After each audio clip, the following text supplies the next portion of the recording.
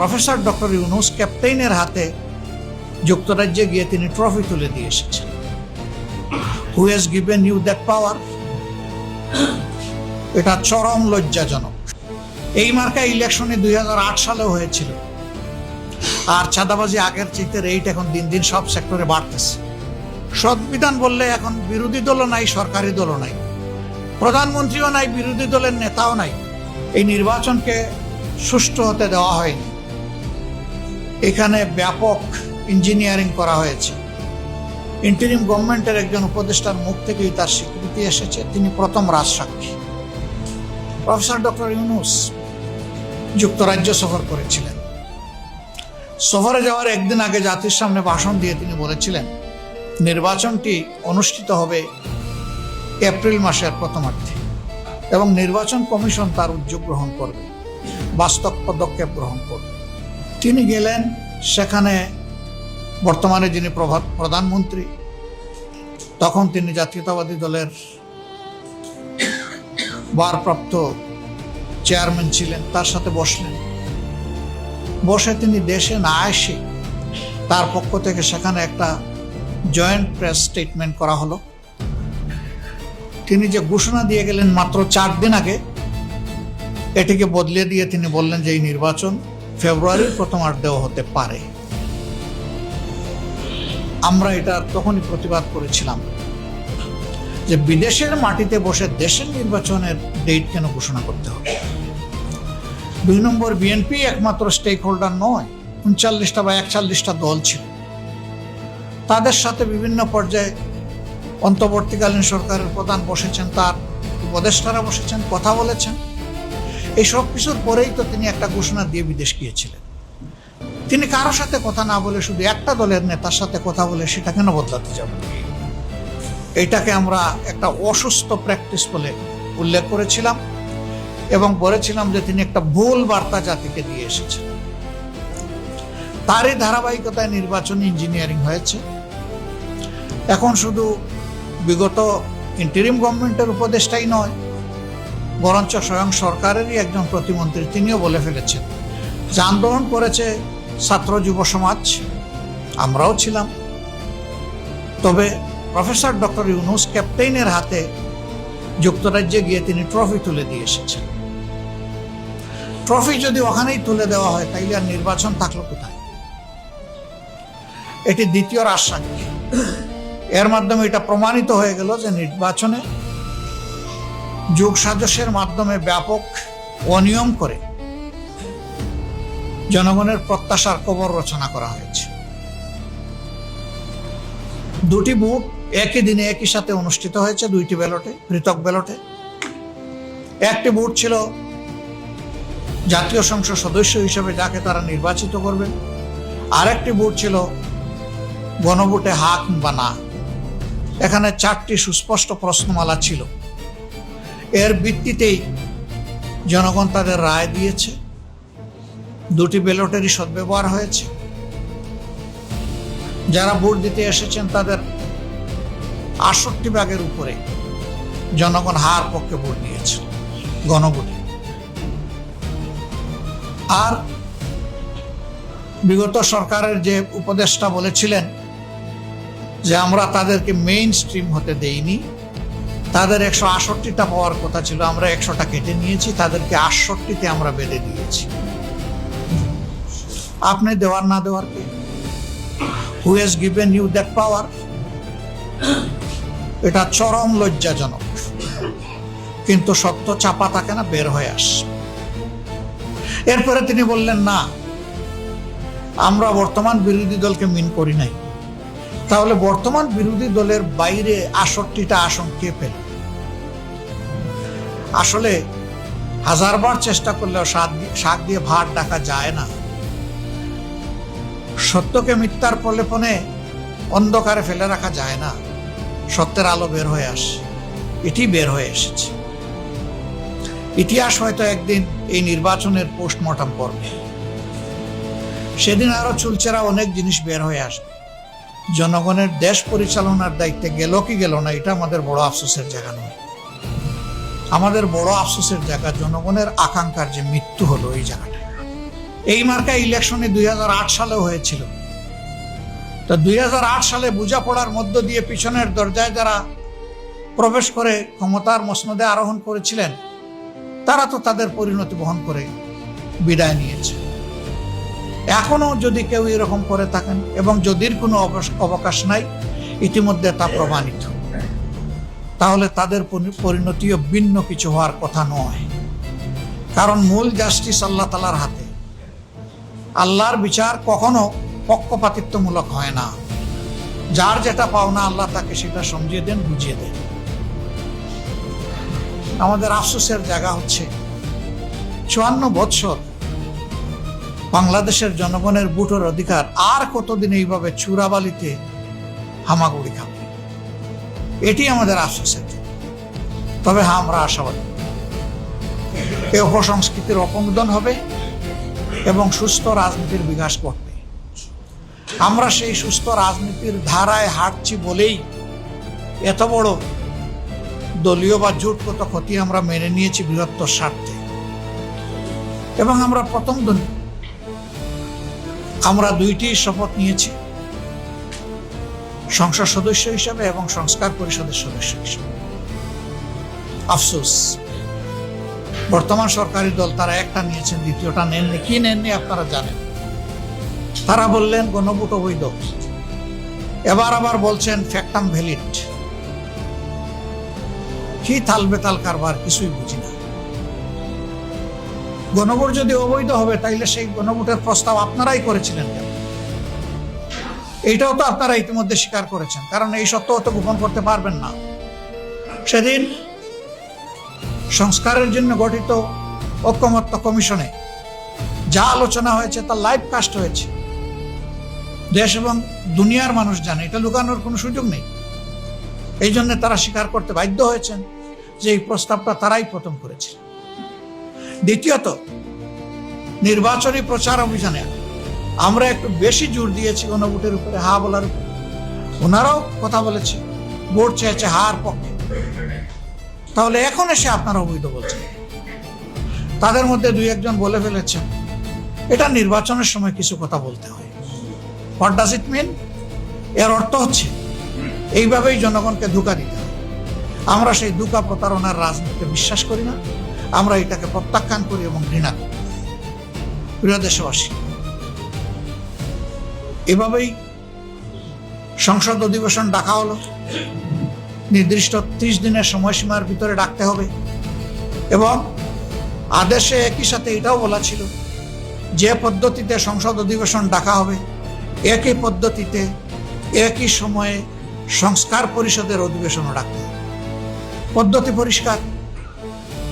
প্রধানমন্ত্রী যিনি হবেন, সংখ্যাগরিষ্ঠ দলের যিনি নেতা হবেন, সেই প্রধানমন্ত্রী বিদ্যমান রাষ্ট্রপতিকে লিখিত অনুরোধ জানিয়ে 2টি অধিবেশন ডাকার আহ্বান জানাবেন। তিনি একটি ডাকলেন, আরেকটি ডাকলেন না। এইখানেই তিনি তার দায়িত্ব পালনে ব্যর্থতার পরিচয় দিয়েছেন।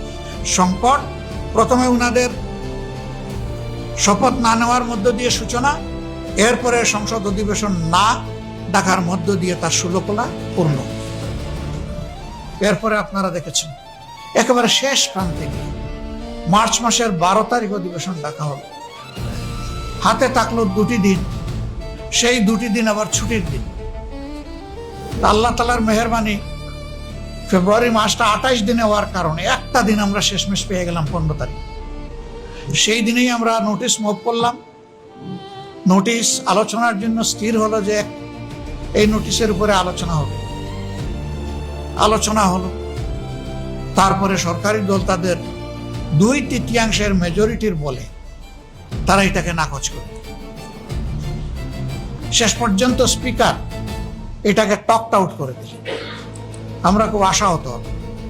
স্পিকার তার প্রথম দিনের ভাষণে বলেছিলেন তিনি এখন কোনো দলের নন, তিনি গোটা জাতির অভিভাবক, এই সংসদের অভিভাবক।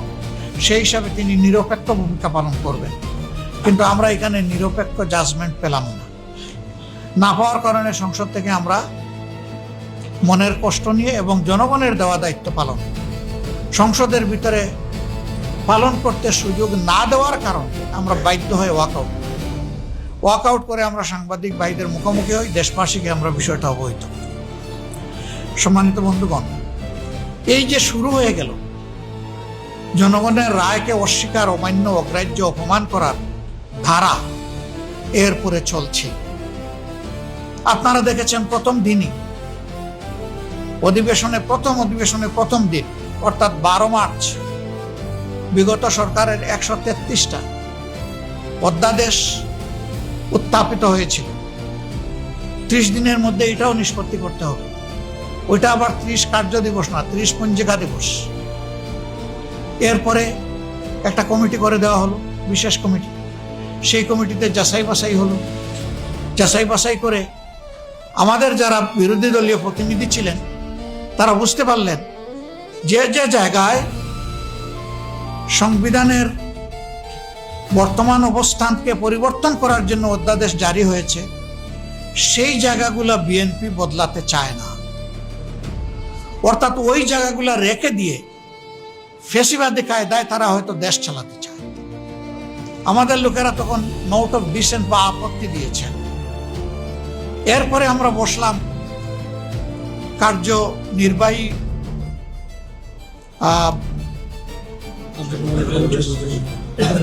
কার্য উপদেষ্টা কমিটির বৈঠকে বসলাম, স্পিকার সাহেবের সভাপতি। সেখানে কথা হলো, তারা চাইলেন যেগুলা তাদের পছন্দ না এগুলো ল্যাপস করে দেওয়া, আলোচনায় আনবেন। আমরা বললাম তা আমরা মানব না। 133টা সংসদে উত্থাপিত হয়েছে, এটা সংসদের প্রপার্টি, সংসদেই আলোচিত হতে। এরপরে তার ভাগ্যে যেটা হবে, আপনারা যদি যথাযথ যুক্তি আসার পরেও 2/3 বলে কিছু করতে চান করবেন, জনগণ তখন দেখবে, বিচার করবে, কিন্তু সংসদের টেবিলে এটা আনতে হবে। আমরা কি দেখলাম, সেখানে আবার বলা হলো যে সময় তো কম। তখন স্পিকার সাহেব বললেন তাইলে আগামীকাল থেকে আমরা সকাল বিকাল অধিবেশন করব। বিরোধী দলের নেতা আপনি কি বলেন? আমি বললাম উই এগ্রি। এরপরে তিনি বললেন যে প্রয়োজনে আমরা শুক্রবারে অধিবেশন চালাবো, উই এগ্রি। তিনি বললেন প্রয়োজনে রাত 12টা পর্যন্ত অধিবেশন চলবে, তবুও সবগুলো টেবিলে আসবে। কিন্তু শেষ দিনে এসে দেখি না, এখানে কাটছাট করে আমাদের সামনে যে আলোচ্য সূচি দেওয়া হয়েছে সেখানে একটা মাত্র বাকি, সেটা ছিল ধূমপান সংক্রান্ত বিষয়, আর নাই। আমরা পয়েন্ট অফ অর্ডারে দাঁড়িয়ে জানতে চাইলাম কি হলো। মাননীয় স্পিকার, আপনার সভাপতিত্বে কার্য উপদেষ্টা কমিটিতে এই সিদ্ধান্ত হয়েছে, আপনি এখনো এখানে সভাপতিত্ব করছেন, তাহলে সেগুলো আসছে না কেন? তখন তিনি ফ্লোরের দিকে তাকালে আইনমন্ত্রী আর স্বরাষ্ট্রমন্ত্রী দাঁড়াইয়া এটার জবাব দেওয়া শুরু করলেন। অযৌক্তিক জবাব, যেটার মধ্যে কোনো যুক্তি নেই। গায়ের জোরে এটাকে চাপিয়ে দেওয়ার যখন শেষ অবস্থান নিয়ে ফেললেন মাননীয় স্পিকার সাহেব, তাদের কথায় যখন তিনি রাজি হয়ে গেলেন, আমরা তখন বাধ্য হয়ে আবার সংসদ থেকে ওয়াকআউট। এবং আমরা বললাম, যেমন গণভোটকে খুন করার কারণে আমরা জনগণের কাছে গিয়েছিলাম এই আইটেম নিয়ে, আমরা আবার জনগণের এজেন্ডা নিয়ে জনগণের কাছে চলে যাচ্ছি। তবে সংসদেও আমাদের লড়াই চলবে। সম্মানিত ভাইয়েরা, যে জিনিসগুলা অগ্রাহ্য অমান্য করা হলো, প্রথমত 70% মতো মানুষের রায়কে অগ্রাহ্য করে কার্যত জনগণকে অপমান করা হয়েছে।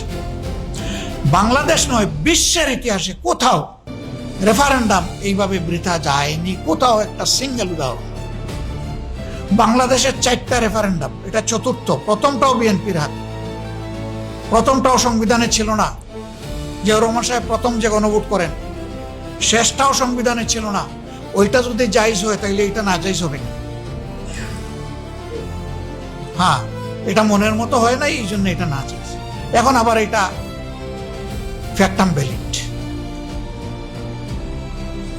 সম্মানিত দেশবাসী, এরপরে আপনারা দেখলেন যে গুরুত্বপূর্ণ কতগুলো সংস্কার যেগুলো অধ্যাদেশ আকারে এসেছিল, তার মধ্যে ছিল দুদককে রিশাফল করে দুদকের অ্যাপয়েন্টমেন্টটা পলিটিক্যাল ইনফ্লুয়েন্স থেকে বাইরে নিয়ে এসে উপযুক্ত দক্ষ নিরপেক্ষ লোককে সেখানে বসানো। দিলেন না রাখে, এটা তুললেনই না। এরপরে মানবাধিকার, এখানে একটু হালকা পাতলা আলোচনা করে এটাকে জোর করে পাশ করে নিয়ে গেলেন। পুলিশ সংস্কার কমিশন, আপনারা জানেন পুলিশে অনেক সংস্কার প্রয়োজন। স্বয়ং পুলিশ ও পুলিশের হাতে বিভিন্নভাবে বিভিন্ন ক্ষেত্রে তারা বৈষম্যের শিকার। এই সবগুলা জিনিস ছিল সেখানে, এইটা নিষেধ। গুম কমিশন, গুম প্রতিরোধ, আলোচনায় আসা হলো না। আরে এই গুমের শিকার লোকেরাই তো সংসদে এখন সদস্য হয়ে এসেছে, কেউ 8.5 বছর আর কেউ 4 মাস, এরকম লোকেরা এখানে আছে। আবার গুমের শিকার পরিবারের সদস্যরা এখানে নির্বাচিত হয়ে এসেছে। আশ্চর্য ব্যাপার। জোর করে এটাও ফেলে দেওয়া হলো, এটা হবে না। তার মানে কি আবার গুম হবে? তার মানে কি আবার নতুন করে আয়নাঘর গড়ে তোলা হবে? সেই বার্তাই তো দিচ্ছে এখন এই বিষয়ে। এরপরে ব্যাংক সংস্কার, এর জন্য ব্যাংক রেজুলেশন। এই যে ব্যাংক থেকে লাখ লাখ কোটি টাকা লুণ্ঠন হয়ে বিদেশে পাচার হয়ে গেল, এগুলাকে আইনের আওতায় এনে উদ্ধার করা এবং শাস্তি নিশ্চিত করার জন্য অধ্যাদেশ ছিল, সেইটা ঠেকিয়ে দেওয়া হলো। সেইটা ঠেকিয়ে দিয়ে এখন 7.5% ওই কালপ্রিটরা টাকা দিলে আবার ব্যাংকের মালিক হয়ে যাবে। কোথায় বাংলাদেশের অর্থনীতিকে নিয়ে যাওয়া হচ্ছে? এখন ব্যাংকের উপর থাবা শুরু হয়েছে। বাংলাদেশ ব্যাংকের গভর্নরের পদটা, এটা তো কোনো হেলাফেলার জিনিস না। ইনি কোনো সাধারণ মানুষ না, তিনি সেন্ট্রাল ব্যাংকের কাস্টোডিয়ান, অভিভাবক। তিনি ওখানে গিয়ে অপদস্থ হলেন। আগে তাকে কোনো কিছু বলাও হলো না, তাকে এবং তার অ্যাডভাইজারকে অপদস্থ করে বাংলাদেশ ব্যাংক থেকে বের করে দেওয়া হলো। এবং সেখানে রাজনৈতিক অভ্যুত্থান হলো, কু হলো। একজন ঋণ খেলাফিকে মাত্র 3 মাস আগে রিশিডিউল করে 2% দিয়ে তাকে আবার ঋণ রিশিডিউল করে তাকে বানানো হলো বাংলাদেশ ব্যাংকের গভর্নর, যার সর্বোচ্চ অভিজ্ঞতা হলো তিনি একটা গার্মেন্টস ফ্যাক্টরির এমডি। দুনিয়ার কোনো জায়গায় এই তামসা জাতির সাথে করা হয়েছে বলে আমাদের জানা নেই। এখন আস্তে আস্তে তফসিলি বাণিজ্যিক ব্যাংকগুলার দিকে এখন কালো হাত বাড়ানো হচ্ছে। আমরা দেশবাসীকে বলবো, সতর্ক হন। এই ব্যাংকের মালিক দেশবাসী, কোনো দল নয়। সবাইকে পাহারাদারের ভূমিকা পালন করতে হবে, গর্জে উঠতে হবে। আপনার আমানত আপনাকে রক্ষা করতে হবে। আমরা আপনাদের সাথে আছি। প্রিয় দেশবাসী, তারপরে আমরা কি দেখলাম? বিচার বিভাগকে রাজনৈতিক প্রভাবাধীন রেখে যত সব অবিচার করা হয়েছে, জুডিশিয়াল কিলিং করা হয়েছে, মানুষকে ডিফেম করা হয়েছে। স্বয়ংের ব্যক্তি প্রয়াত সাবেক প্রধানমন্ত্রী বিএনপি চেয়ারপারসন বেগম খালেদা জিয়া হয়েছেন, আমাদের নেতৃত্ব হয়েছে, অনেকেই হয়েছেন। সীমাহীন মানুষ এই অবিচারের শিকার হয়েছে। সেই জায়গায় স্বাধীন বিচারালয়ের আলাদা সচিবালয় হবে, এইটা ঠেকিয়ে দেওয়া হবে। অলরেডি এটা উদ্বোধন হয়ে গেছে। সাবেক প্রধান বিচারপতি ডক্টর সৈয়দ রিফাত আহমদ এটা উদ্বোধন করে গেছে, সেইটা ঠেকিয়ে দেওয়া হবে। তার মানে বিচারকে আর স্বাধীনভাবে চলতে দেওয়া হবে না। আগের সেই ফেসিবাদী কায়দায় এখন ডিকটেশনের আন্ডারে বিচার চালানো হবে। বিচারক বলবে, আপনি দাঁড়িয়ে যাবেন, আপনাকে আমি বসিয়ে দিব, আর মানুষ বুঝবে যে সুষ্ঠু বিচার হচ্ছে। এই বোঝাপড়ার মধ্য দিয়ে মানুষকে হত্যা করা হবে, যাবজ্জীবন শাস্তি দেওয়া হবে, বেইজ্জত করা হবে, সম্পদ লুণ্ঠন করা হবে, লুণ্ঠিত সম্পদকে লুণ্ঠনকারীর জন্য হালাল করে দেওয়া হবে। সেই বিচার তো চায় না। বরঞ্চ 24-এর মূল স্লোগান ছিল, উই ওয়ান্ট জাস্টিস। আমরা ন্যায় বিচার সর্বক্ষেত্রে চাই, বৈষম্য থেকে বের হতে চাই। সেই জায়গায় এটাকেও তারা জবাই করবে। এরপরে উচ্চ আদালতের বিচারক নিয়োগ, সেখানে একটা নিরপেক্ষ বডি এটা করবে, সেই রকম অধ্যাদেশ জারি হলো, ঠেকাই দিলেন। এখানেও দলীয় প্রভাব। তো দলীয় ভিত্তিতে যখন বিচারক তৈরি হবে, তখন বিচারপতি খায়রুল হক তৈরি হবে, বিচারপতি শামসুদ্দিন মানিক তৈরি হবে, শপথবদ্ধ রাজনীতিবিদ বিচারপতি এনায়েতুর রহিম তৈরি হবে। ওইটাই হলো দলীয় ভিত্তিতে বিচারক নিয়োগের কুফল। সেই কুফল তো আপনারাও বুক করলেন, আমরাও বুক করলেন। আবার কেন সেই পুরানা সংস্কৃতিতে ফিরে যাব? এই সবগুলা যখন বিদ্যমান থাকবে, পিএসসি পিএসসি গঠনের ঠিক একই কথা, সেটাও ঠেকাই দেওয়া হবে। এগুলা যখন বিদ্যমান থাকবে, আমরা আশঙ্কা করছি অতীতের ফ্যাসিজমের চাইতে আগামীর ফ্যাসিজম হবে আরো ভয়াবহ। এই জন্য আমরা বলতে বাধ্য হয়েছি, যেদিন গণভোটের গণরায়কে অস্বীকার করা হয়েছে সেদিন থেকে এই নূতন ফ্যাসিজমের যাত্রা শুরু হয়েছে। গণতন্ত্রের মূল্যবোধিত হচ্ছে মানুষের অধিকাংশের রায়কে সম্মান করা, আর এখানে অধিকাংশের রায়কে করা হলো অপমান। সম্মানিত ভাইয়েরা, এর পাশাপাশি আমরা দেখছি এখন আমরা বিশ্ব পরিস্থিতির শিকার এবং আমাদের নিজের অপকর্মের শিকার। যুদ্ধ পরিস্থিতির কারণে জ্বালানি সংকট দেখা দিয়েছে। এখানে যারা এসেছেন তারাও ভুক্তভোগী। কিলোমিটারের পর কিলোমিটার লাইন কেন গাড়ি আর মোটরসাইকেল? মানুষকে শখে গিয়ে সেখানে দাঁড়ায়। এখন নতুন বয়ান তৈরি করা হচ্ছে, কালকে থেকে দেখলাম, যা আসলে তেলের সংকট নাই, তবে কিছু লোক বারবার তেল নিয়ে এটা মজুত করে চুরাই পথে বিক্রি করছে। এটাও আপনাদের ব্যর্থতা এবং ভুক্তভোগী জনগণের মরার উপরে খাড়ার ঘা। একদিকে কষ্ট করে ঘন্টার পর ঘন্টা হাঁপাতে হাঁপাতে তেল পাচ্ছে, আরেকদিকে তাদেরকে তেল চুর বানাচ্ছে। এই চুর কারা? জনগণ কি জানে না? কার বাসঘর, কার গোয়ালঘর থেকে এখন তেলের ড্রাম উদ্ধার হচ্ছে, জনগণ এগুলো জানে না? বুদুর পিন্ডি বুদুর গাড়ে আবার মানুষকে অপমান। এইটার কারণে জ্বালানি সংকট নাই, অথচ লোডশেডিং এখন মিনিমাম 6 ঘন্টা, ম্যাক্সিমাম 10 ঘন্টা। এটা হলো ঘোষিত, আর অঘোষিত কতটা সেটা বলা যাবে। তো আমাদের যদি তেল মানে জ্বালানি সংকট নাই, যদি আমাদের বিদ্যুতের সংকট নাই, তাহলে লোডশেডিং। এগুলা সব হলো পরস্পর বিরোধী মিথ্যাচার। জাতির সাথে ধোঁকা।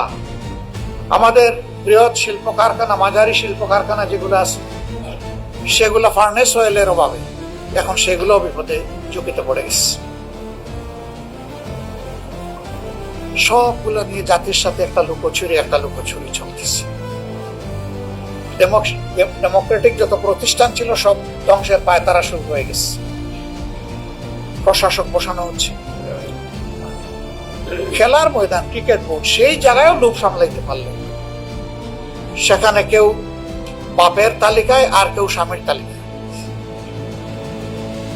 কেউ অপেক্ষমান তালিকায় ছিলেন, তিনি বাইয়ের তালিকায়। এইরকম করে ক্রিকেট বোর্ডটাকে পর্যন্ত দলীয়করণ করে ফেলা হলো। বাকি থাকলো সবই তো শেষ করে দিচ্ছে। সিভিল প্রশাসনে যে লোকগুলো আসলেই দক্ষ, সৎ, তাদেরকে এখন নিয়ে ডাম্পিং প্লেসে ওএসডি করা হচ্ছে, অথবা কোনো খারাপ জায়গায় পাঠিয়ে দেওয়া হচ্ছে। তাদের মেধা থেকে জনগণ বঞ্চিত হচ্ছে, আর সেই লোকগুলোর উপর জুলুম করা হচ্ছে। পুলিশে একই অবস্থা। সকল দিকে এখন একটা মহান নৈরাজ্য চলতেছে। বিশ্ববিদ্যালয় বিসি মানে চোখের পলকের সাথে শেষ। দুদক একদিনে পদত্যাগ করেছে। মানবাধিকার কমিশন পদত্যাগ করে তারা একটা খোলা চিঠি দিয়েছে। বিচারকদের উপর হস্তক্ষেপ করে তাদের উপরে এখন শোকজ করা হচ্ছে 28 জন বিচারক। অথচ বলা হচ্ছে, তারাই বলেন যে বিচারকরা স্বাধীন, তো স্বাধীনদের উপরে আপনারা আবার ছড়ি ঘুরান। এই অল্প সময়ের ভিতরে তারা এই কাজগুলা করে ফেলেছে। একদিকে তারা কৃষক কার্ড, তারপরে আপনার কি বলে ফ্যামিলি কার্ড বিতরণ করছেন, এখন হেলথ কার্ডও দিবেন। ভালো, সেটা দেন। সেটা যদি রাষ্ট্রের পর্যাপ্ত রেভিনিউ থাকে, দিবেন না কেন? জনকল্যাণে ব্যয় করেন, কারণ তো নিজের না। সেখানে দলীয়করণ, আবার সেখানে গিয়ে অনেক অঘটন ইতিমধ্যে ঘটে গেছে, আপনারা দেখেছেন। এক বিধবা, তাকে কার্ড দেওয়ার কথা বলে তার জীবনটাই শেষ করে দেওয়া হয়েছে। একটা কেস এসেছে, বাকিটা হয়তো লজ্জায় মুখ বুঝে আছে, জানি না এরকম হয়েছে কিনা, আল্লাহ ভালো জানে।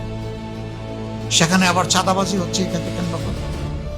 আর চাঁদাবাজি আগের চাইতে রেট এখন দিন দিন সব সেক্টরে বাড়তেছে। অতিষ্ঠ জনগণ, দ্রব্যমূল্যের জাতাকলে পৃষ্ঠ। দুই কারণে, একটা জ্বালানি সংকটে পরিবহন খরচ, আর একটা হচ্ছে বাড়তি চাঁদার ছাপ। এই সবটুকু এসে সাধারণ জনগণের ঘাড়ে, খেটে খাওয়া মানুষের ঘাড়ে চাপতেছে। একটা সরকার জনগণের জন্য তার একটু দুঃখ দরদ দায় থাকবে না? এরকম চলে? কি করলেন আপনারা? অথচ আপনারা বলেছিলেন যে আপনারা দুর্নীতির টুটি চেপে ধরবেন। আমরা বুঝতে পারছি না কার টুট চেপে ধরা হয়েছে। হ্যাঁ, আমরা দুইটা জায়গায় টুটি চেপে ধরা দেখতে পাচ্ছি। একটা মিডিয়াকে সত্য প্রকাশে বারণ করা হচ্ছে, স্পষ্টত আমরা দেখতে পাচ্ছি। আরেকটা, সমাজের বিভিন্ন জায়গায় ভালো মানুষগুলো তাদের টুট এখন সেলাই করার চেষ্টা করা হচ্ছে। মনে রাখবেন, এইভাবে কারো টুট দীর্ঘদিন বা চিরদিন বন্ধ করে রাখা যায় না। আমাদের ট্যুর চলবে ইনশাল্লাহ। সম্মানিত ভাইরা, আমরা এই দায় এবং কষ্টগুলা নিয়ে আমরা আছি। আমাদের অবস্থান স্পষ্ট। তাআওয়ানু আলাল বিররি ওয়াত তাকওয়া ওয়ালা তাআওয়ানু আলাল ইসমি ওয়াল উদওয়ান। আমরা ন্যায়সঙ্গত সকল কাজে সমর্থন এবং সহযোগিতা দেব। অন্যায় এবং জনগণের অধিকার হরণ করার যত কাজ আছে সব জায়গায় বাধার দেয়াল হয়ে দাঁড়াবো ইনশাআল্লাহ। এক চুল পরিমাণ ছাড় দেব না এই জায়গায়। প্রিয় দেশবাসী, আমরাও আপনাদের অংশ। সবাই মিলেই আমরা, সবাই মিলেই বাংলাদেশ, সবাই মিলে বাংলাদেশি। সুতরাং আমাদের লড়াই আমাদের জাতির জন্য, সবার জন্য। এই লড়াই আপনারও লড়াই, এই লড়াই আমারও লড়াই। এই লড়াই ইনশাআল্লাহ একসাথে সামনের দিকে এগিয়ে যাব। আমরা দৃঢ় আস্থাশীল, জনগণের সব দাবি আদায় হবে ইনশাআল্লাহ। গণভোটের রায়ও বাস্তবায়ন হবে ইনশাআল্লাহ। আইনি কোনো জটিলতাই পথে বাধা হয়ে থাকতে পারবে না। আইন মানুষের জন্য, সংবিধান মানুষের জন্য। আইনের জন্য, সংবিধানের জন্য মানুষ নয়। সংবিধান বললে, আমি সেদিনও বলেছি, সংবিধান বললে এখন বিরোধী দলও নাই, সরকারি দলও নাই, প্রধানমন্ত্রীও নাই, বিরোধী দলের নেতাও নাই। কোত্থেকে আসছে? কোন সংবিধানের বলে এটা আসছে? এটা ন্যাশনাল কনসেনসাসের বলে এসেছে। তো এক জায়গায় মানবো আর এক জায়গায় মানবো না, এটা তো সুবিধাবাদী মানুষ। আমরা ওইটা পছন্দ করি না, সমর্থন করি না। আমরা এর ঘুর বিরোধী। মানলে ন্যায্যটা সব জায়গায় মানতে হবে, যেটা জাতির প্রয়োজন। আমরা এই জন্যে সরকারি দলের প্রতি আহ্বান জানাবো, আসুন ভুল মানুষ করে, আমরাও করতে পারি। জাতি মনে করে স্পষ্টত আপনারা এগুলা ভুলের মধ্যে লিপ্ত আছেন, আপনারা এই ভুল থেকে বের হয়ে আসেন। প্রথমে গণভোটের গণরায়কে মেনে নিন, তার জন্য উপযুক্ত পদক্ষেপ নিন। আমরা আপনাদেরকে সহযোগিতা করবো এটা বাস্তবায়নে। এরপরে যে অধ্যাদেশগুলো জারি করা হয়েছিল ফ্যাসিজম থেকে দেশের শাসন ব্যবস্থাকে মুক্ত করার জন্য, সেইগুলো আপনারা কথা দিয়েছেন বিল আকারে আনবেন, জন আকাঙ্ক্ষার আলোকে আনেন। আমরা বলবো যেভাবে ওই অধ্যাদেশে ছিল তার চাইতে চুল পরিমাণ পিছনে যেন না যায়। সামনে আগানোর যদি কিছু থাকে সেটাকে আমরা সাধুবাদ জানাবো, কিন্তু জনগণের উপরে ফ্যাসিজম কায়েম করার জন্য সামান্য কোনো ময়লা আবর্জনা যদি থাকে সেটা আমরা মানব না। মাননীয় স্পিকারকে ধন্যবাদ। ট্রেজারি বেঞ্চ থেকে একজন বলেছিলেন যে সমাজে অনেক ময়লা আছে, এগুলো পরিষ্কার করতে হবে। তিনি বলেছিলেন সমাজ পরিচ্ছন্ন আছে, ময়লা এখানে আছে। এই জায়গা পরিষ্কার হয়ে গেলে সমাজও পরিষ্কার হয়ে যাবে। উই ডু বিলিভ, আমরা এটা সাপোর্ট করি। এই সংসদের 300 জন মানুষের মন যদি দেশবাসীর জন্য উন্মুক্ত হয়ে যায়, দায়িত্বশীল হয়ে যায়, বাংলাদেশ বদলে যাবে ইনশাআল্লাহ। রাজনীতির সেই স্লোগান কে মানে না, ব্যক্তির চেয়ে দল বড়, দলের চেয়ে দেশ বড়। আর আমরা কার্যত দেখতে পাই দেশের চেয়ে দল বড়, দলের চেয়ে ব্যক্তি বড়। এই কার্যধারাকে, এই চরিত্রকে পাল্টাতে হবে। রাজনীতির এই সংস্কৃতি বাংলাদেশে ইনশাআল্লাহ আর চলতে দেওয়া হবে না।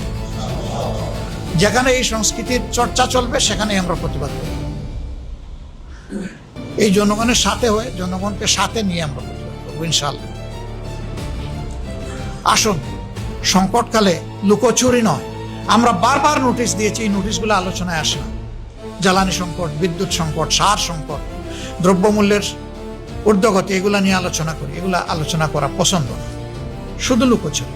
ভাই, এগুলা তো সব আপনাদের সৃষ্টি না, এটা গ্লোবাল প্রবলেমের কারণে তৈরি হয়েছে। আমরা বুঝি না এগুলা, আমরা তো মানুষ, আমরা খোলা মনেই তো সবাই মিলে চাই যে সমাধান বের হয়ে আসে। আমরা এখনো আহ্বান জানাবো সংসদের বাইরে, আসুন খোলা মনে আলোচনা করে জাতীয় সংকট উত্তরণে আমরা একসাথে কাজ করি। এ দেশ তো আমাদের দেশ। এর মাঝে আরো 2 বিপত্তি ঘটে গেছে, বগুড়া এবং শেরপুর। এখন লোকরা বলে, হ্যাঁ 96-তে মাগুরা আর 26-এ এসে বগুড়া। কেন রে ভাই, দরকার কি ছিল? ফেয়ার ইলেকশন করে আপনারাই জিতেন, না হয় আমরাই জিতি, জন্য রায়টাকে আমরা সম্মান করি। কিন্তু সেখানে দেখছেন যে কি ঘটনা ঘটেছে। আমি ভাই লজ্জিত।